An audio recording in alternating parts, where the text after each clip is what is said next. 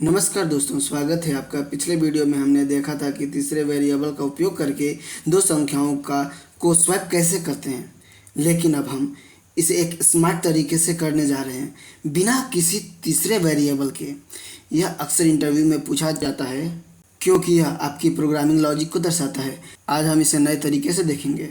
हमें दो नंबर्स लेने हैं। सो बिफोर स्वैप हमने पहला नंबर लिया है a=5, दूसरा हमने लिया b=10। अब हम जब इसको स्वैप करेंगे, हमारे आफ्टर स्वैप क्या होना चाहिए, हमें a=10 हो जानी चाहिए, क्यों, जो कि हमारी पहले b= था, और b=5 हो जानी चाहिए, जो कि हमें a में था। सो आफ्टर स्वैप हमें ये दिखेगा, लेकिन ये स्वैप होना चाहिए विदाउट यूजिंग थर्ड वेरिएबल। अब हम सोचेंगे ये कैसे पॉसिबल होगा। इसको करने के लिए हम लोग यूज करेंगे अरिथमेटिक ऑपरेटर्स प्लस माइनस का यूज। तो चलते हैं अपने कोड एडिटर पे और देखते हैं। आगे हम अपने कोड एडिटर पे यहाँ पे नया फाइल बनाएंगे। अब अपना लॉजिक लिखेंगे I include stdio.h int main. अपना मेन मेथड लिखेंगे। हमारा मेन मेथड जो होता है वो हमारी एंट्री पॉइंट हो जाती है। ये एंट्री पॉइंट है हमारी, और यही हमारा एंड पॉइंट भी होता है। हमें क्या करना है, हमें स्वैप करना है दो नंबर। हमें दो वेरिएबल्स लेने होंगे। इंट a एंड b दो ले लेते हैं, और जो भी इनपुट होगा हम यूजर से ले रहे होंगे। Print f enter first number. हम प्रिंट स्टेटमेंट लिखें कि जब भी हम यूजर से हमें लेना होगा तो एक मैसेज उसे डिस्प्ले पहले कराएंगे कि अपना पहला नंबर एंटर करिए। यूजर एंटर करेगा स्कैन एफ क्यों यूज होता है? स्कैन एफ हम इसलिए यूज करते हैं जब भी हमें इनपुट लेना हो यूजर से, तो स्कैन एफ का यूज कर लेते हैं।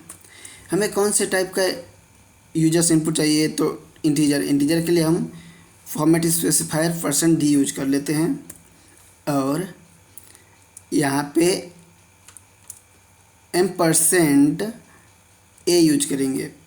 अब सबसे बड़ी बात पहले ये समझते हैं, यहाँ पे अगर हम m% नहीं यूज करेंगे, अगर यहाँ पे हम m% नहीं यूज करेंगे, जिसे हम एड्रेस ऑफ बोलते हैं, तो हम इनपुट नहीं ले सकते हैं।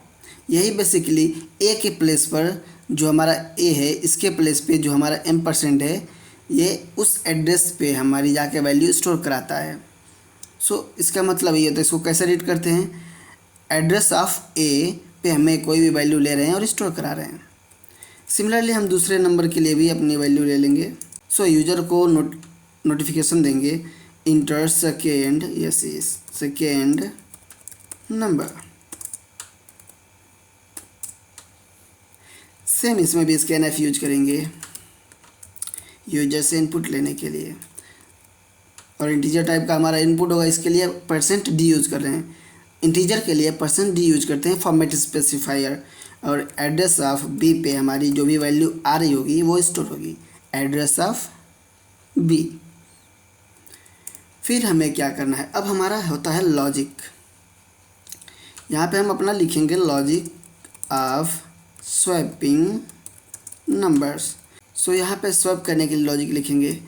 हमारा पहला होगा, हम a में क्या करेंगे, हम प्लस ऑपरेटर और माइनस ऑपरेटर की हेल्प से अपना स्वैपिंग कर रहे हैं, तो a में क्या कर लेंगे, a और b की वैल्यू स्टोर कर लेंगे। a प्लस b सिंपल समझते हैं। सपोज यहाँ पे हमने a=5 लिया और b=10 यूजर ने दिया, तो यहाँ पे जब भी हम एक नंबर यहाँ पे जो हमें चेंज करना है, तो पहले क्या कर रहे हैं, हम a प्लस b कर लेंगे, जिससे हमें a और b के टोटल्स मिल जाएंगे। तो हमारे यहाँ पे क्या हो जाएगा, 5 + 10 = 15।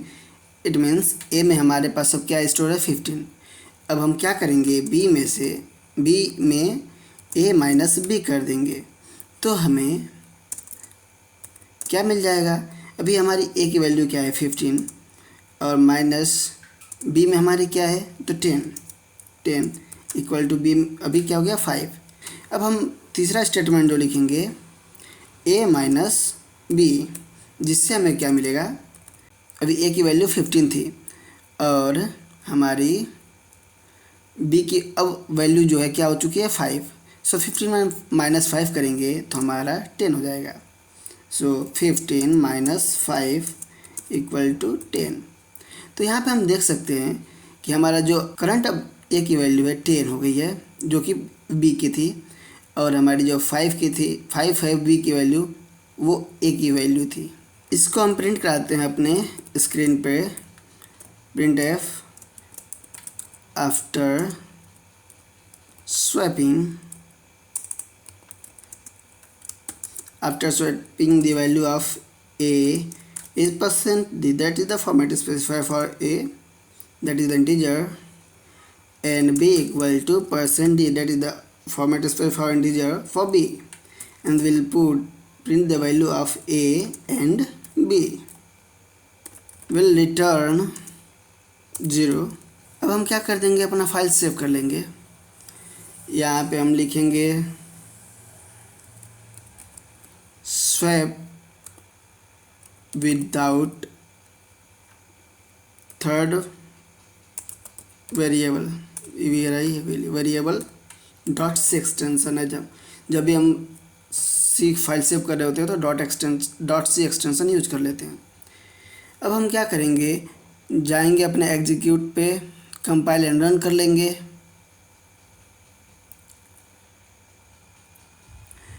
अब यहाँ पे आ गया, कंसोल पे पूछ रहा है enter first number 5, second number is 10, that is the for B.